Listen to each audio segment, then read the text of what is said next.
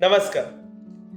Recently अभी बहुत सारे केसेस मेरे पास ऐसे आए जिनका यह मानना था कि पिछले वर्ष मेरी इनकम 7 लाख रुपए से कम थी। इस कारण मुझे आईटीआर फाइल करने की आवश्यकता नहीं थी। और कुछ सैलरीड पर्सन ऐसे थे जिनका मानना यह था कि मेरी सैलरी पर तो कोई टीडीएस ही डिडक्ट नहीं हुआ, तो मुझे आईटीआर फाइल करने की आवश्यकता नहीं है। और यह ऐसे लोगों का बोलना था जो काफ़ी वेल एजुकेटेड है। आश्चर्य होता है क्योंकि इनकम टैक्स एक्ट के अनुसार कोई भी व्यक्ति जिसकी इनकम सालाना 2.5 लाख रुपए से अधिक है, उसे इनकम टैक्स रिटर्न फाइल करना अनिवार्य है। यह उसकी रिस्पॉन्सिबिलिटी है। ऐसा ना करने की स्थिति में इनकम टैक्स डिपार्टमेंट उसको सो कॉस्ट नोटिस दे सकता है और ऐसा ना करने का कारण पूछ सकता है। और कारण से संतुष्ट ना होने की स्थिति में इनकम टैक्स डिपार्टमेंट उस पर पेनल्टी भी लगा सकता है।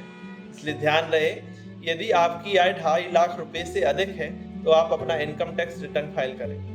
यह आपकी रिस्पॉन्सिबिलिटी तो है ही, इसके अलावा इनकम टैक्स रिटर्न फाइल करने के और भी अपने कई अन्य फायदे भी हैं। जैसे मान लीजिए आपका कहीं से टीडीएस डिडक्ट होता है, कभी एफडी पर ब्याज पर टीडीएस डिडक्ट होता है, या फिर पोस्ट ऑफिस में कोई कमीशन प्राप्त होता है तो उस पर टीडीएस डिडक्ट होता है। ऐसे बहुत सी जगहों पे आपका टीडीएस डिडक्ट होता है, तो आप उस टीडीएस को इनकम टैक्स रिटर्न लगाकर क्लेम कर सकते हैं और अपने बैंक अकाउंट में वह पैसा प्राप्त कर सकते हैं। यदि आप कोई भी कार लोन लेते हैं या हाउसिंग लोन लेते हैं या फिर बैंक से किसी भी योजना के अंतर्गत लोन प्राप्त करना चाहते हैं, तो बैंक अधिकांशतः पुराने 3 साल का इनकम टैक्स रिटर्न आपसे मांगती है। यदि आप कहीं वीज़ा प्राप्त करना चाहते हैं, कहीं ट्रैवल करना चाहते हैं, तो उस केस में भी आपसे 3 साल का इनकम टैक्स रिटर्न मांगा जा सकता है। इनकम टैक्स रिटर्न आपकी इनकम के प्रूफ का एक स्ट्रॉन्ग डॉक्यूमेंट तो होता ही है, साथ में आप इनकम टैक्स रिटर्न फाइल कर